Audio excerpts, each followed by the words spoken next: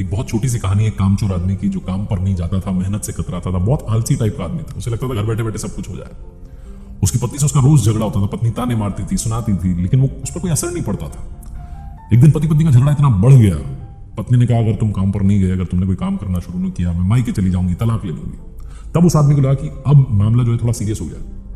उस दिन उसने कहा चलो मैं जाता हूं काम पर।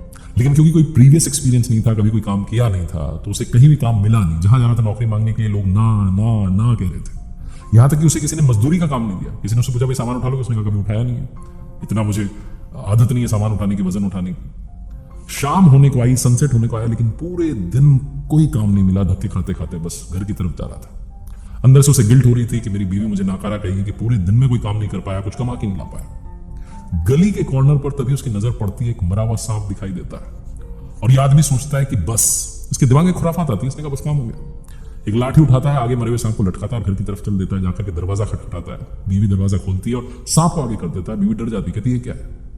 तो आदमी कहता है कि आज मैंने जो मेहनत करी ना, उसके बदले में फल मिला है। ये काम पर गया था, उसका रिजल्ट है। बीवी समझ जाती है कि पता नहीं क्या कह रहे हैं, लेकिन बेचारा पति पहला प्रयास तो किया।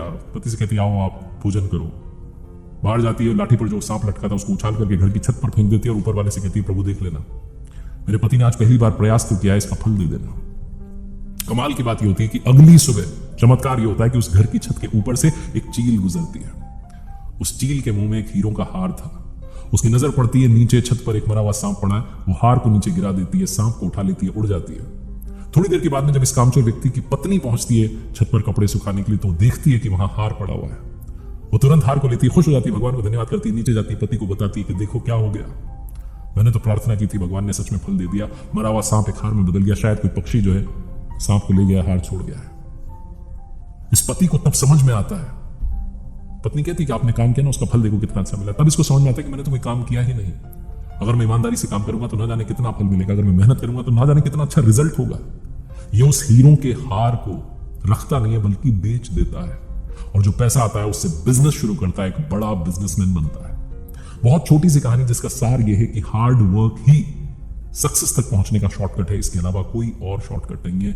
मेहनत करनी होगी, काम करना होगा, ईमानदारी के साथ एफर्ट्स करने होंगे। अगर आप कहेंगे कि रिजल्ट अच्छा नहीं है तो खुद से पूछना होगा कि कहीं हमारे प्रयासों में कमी तो नहीं रह गई।